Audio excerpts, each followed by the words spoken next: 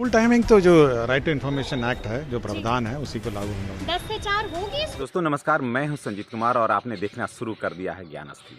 दोस्तों इस समय बहुत बड़ी खबर आ रही है कि ए सिद्धार्थ ने साफ कहा है कि टीचरों को पोस्टिंग और स्थानांतरण को लेकर के जो बातें चल रही है वो बिल्कुल सत्य है और स्कूल टाइमिंग को लेकर के ही उन्होंने बहुत बड़ा बयान दिया है। आइए थोड़ा सुनते हैं। देखिए, जो राज्य सरकार ने जो राइट टू इन्फॉर्मेशन एक्ट में जो प्रावधान है, राइट टू एजुकेशन एक्ट में है, एक्ट में जो प्रावधान है, देखिए हमारा मूल उद्देश्य यही है, एक ही उद्देश्य है कि बच्चे पढ़ें, टीचर्स पढ़ाएं। सिद्धार्थ सर ने कहा है कि राइट टू एजुकेशन के तहत बिहार सरकार ने जो रूल बनाया है उसी को पालन किया जाएगा, उसको फॉलो किया जाएगा।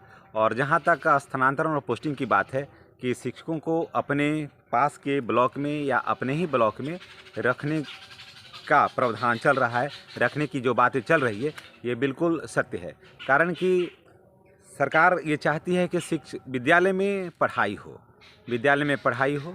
शिक्षक कहाँ रहेंगे, कितना दूर जाएंगे, ये मैटर नहीं रखता है।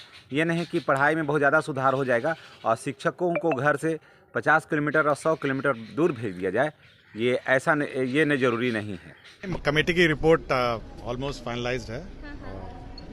अभी राज्य सरकार अपने स्तर पर अभी निर्णय लेगी। मनचाहा जिला मिल रहा है शिक्षकों को। ये अब जब निर्णय होगा आपको बता देंगे।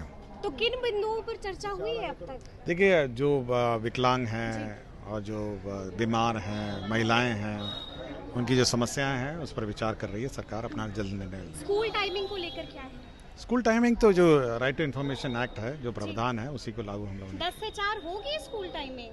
देखिए, जो राज्य सरकार ने जो राइट टू इन्फॉर्मेशन एक्ट में जो प्रावधान है, राइट टू एजुकेशन एक्ट में है, एक्ट में जो प्रावधान है उसी को लागू करें, जो प्रावधान है। जी, लगातार आप खबरों में बने रहते हैं सर, मतलब लगातार आपके वीडियोस भी वायरल होते रहते हैं, तो आगे क्या कुछ करने का सोच रहे हैं? कभी छापा मार देते हैं स्कूलों में। देखिए, हमारा मूल उद्देश्य यही है, एक ही उद्देश्य है कि बच्चे पढ़ें, टीचर्स पढ़ाएं, और इसी पर हम लोग मेहनत करते रहते हैं। आज के दिन कोई तोहफा आप भी जो शिक्षकों को देना चाहें?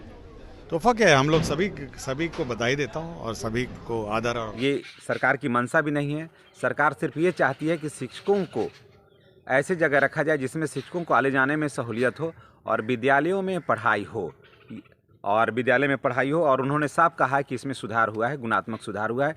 थोड़े बहुत और सुधार की ज़रूरत है जिस पर प्रयास किया जा रहा है। तो तमाम जितने भी शिक्षक भाई बहन हैं जो इन्होंने सक्षमता परीक्षा दिया है या जो BPSC, सिद्धार्थ सर ने कहा है कि राइट टू एजुकेशन के तहत बिहार सरकार ने जो रूल बनाया है उसी को पालन किया जाएगा, उसको फॉलो किया जाएगा। और जहाँ तक स्थानांतरण और पोस्टिंग की बात है कि शिक्षकों को अपने पास के ब्लॉक में या अपने ही ब्लॉक में रखने का प्रावधान चल रहा है, रखने की जो बातें चल रही है ये बिल्कुल सत्य है। कारण कि सरकार ये चाहती है कि विद्यालय में पढ़ाई हो, विद्यालय में पढ़ाई हो। शिक्षक कहाँ रहेंगे, कितना दूर जाएंगे, ये मैटर नहीं रखता है। ये नहीं कि पढ़ाई में बहुत ज़्यादा सुधार हो जाएगा और शिक्षकों को घर से 50 किलोमीटर और 100 किलोमीटर दूर भेज दिया जाए, ये ज़रूरी नहीं है। ये सरकार की मंशा भी नहीं है। सरकार सिर्फ ये चाहती है कि शिक्षकों को ऐसे जगह रखा जाए जिसमें शिक्षकों को आने जाने में सहूलियत हो और विद्यालयों में पढ़ाई हो, और उन्होंने साफ कहा है कि इसमें सुधार हुआ है, गुणात्मक सुधार हुआ है। थोड़े बहुत और सुधार की ज़रूरत है जिस पर प्रयास किया जा रहा है। तो तमाम जितने भी शिक्षक भाई बहन हैं जो इन्होंने सक्षमता परीक्षा दिया है या जो BPSC तैयारी अच्छी लगी होगी। और जहाँ तक मैं आपको बता दूं कि शिक्षकों का स्कूल के टाइमिंग को लेकर उन्होंने कहा है कि जो राइट टू एजुकेशन के तहत जो बातें हैं, जो सरकार की जो नीतियां हैं उसी के तहत काम किया जाएगा। उन्होंने ये नहीं कहा कि 9 से जो 4:30 का जो टाइमिंग है उसमें कोई फेरबदल अभी होगा।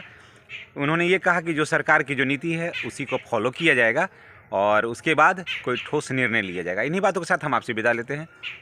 अगले वीडियो में आपसे पुनः मुलाकात होगी। आप अपने स्वास्थ्य का ख्याल रखें। आने वाला कल आपका सुखद, सुखमय और मंगलमय हो। वीडियो में बने रहने के लिए धन्यवाद। जो भी भाई बहन मेरे इस चैनल पर नए हैं तो उनसे रिक्वेस्ट है कि चैनल को सब्सक्राइब करना नहीं भूलेंगे। धन्यवाद।